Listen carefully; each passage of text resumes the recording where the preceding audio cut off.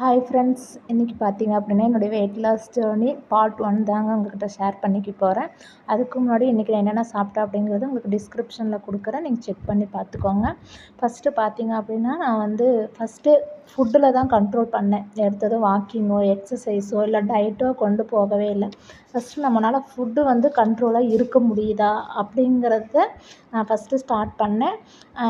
அதில் first step பார்த்திங்கன்னா சாப்பாட்டோட அளவு, அதாவது நம்ம ரெகுலராக சாப்பிட்றதே ஃபஸ்ட்டு அளவு குறைச்சிக்கிட்டேன். இப்போ 4 இட்லி 5 இட்லி அப்படின்னா ஃபஸ்ட்டு 2 இட்லி, இட்லி தோசை சப்பாத்தி இந்த சாப்பாட்டு இதில் நான் வந்தேன்.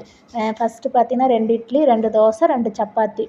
இதில் கொஞ்ச நாளில் என்னால் கரெக்டாக இருக்க முடியுதா அப்படிங்கிறது செக் பண்ணேன். என்னால் இருக்க முடிஞ்சுது. அதுக்கப்புறமேட்டுக்கு தான் நான் டயட்டுக்குள்ளே கொஞ்சம் ஸ்டார்ட் பண்ணேன். இந்த டைமில் பார்த்திங்க அப்படின்னா பசங்களுக்கு ஸ்கூல்லேயே லஞ்சு ஸ்நாக்ஸ் என்னென்ன அப்படிங்கிறது கொடுத்து விடணுங்கிறது ஒரு சார்ட்டாகவே கொடுத்துட்டாங்க. இது நானும் என்னுடைய டயட்டுக்கு நான் யூஸ் பண்ணிக்கிட்டு எனக்கு கொஞ்சம் ஹெல்ப்ஃபுல்லாக இருந்துச்சு. அந்த டைமில் தான் பார்த்திங்க அப்படின்னா டிஃபனுக்கு பார்த்திங்க அப்படின்னா சுண்டல், இந்த மாதிரி கருப்பு கவுனி அரிசி கஞ்சி, ஹெல்த் மிக்ஸு, உளுந்து கஞ்சி இந்த மாதிரியெல்லாம் நான் வீட்டிலே ரெடி பண்ணி வச்சுக்கிட்டேன். அப்போ பார்த்திங்கன்னா டிஃபனுக்கு பார்த்திங்க அப்படின்னா ஒரு சுண்டலோ இல்லை ஃப்ரூட்ஸோ இல்லை இந்த மாதிரி கஞ்சி இந்த 3 வச்சு எடுத்துக்கிட்டேன். லஞ்சுக்கு பார்த்திங்க அப்படின்னா சாப்பாடு, பொரியல், முட்டை இந்த மாதிரி எடுத்துக்கிட்டேன். முட்டை பார்த்திங்கன்னா நீங்கள் டிஃபனாகவும் எடுத்துக்கலாம், லஞ்சுக்கும் எடுத்துக்கலாம்.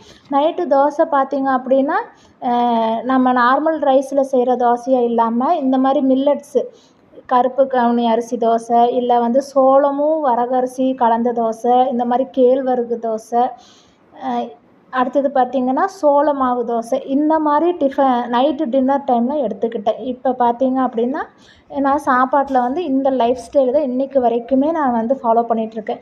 ரைஸில் காம்ப்ரமைஸாக ஆகிறதில்ல. லஞ்சுக்கு பார்த்திங்கன்னா கம்பல்சரி ரைஸ் எடுத்துக்குவேன்.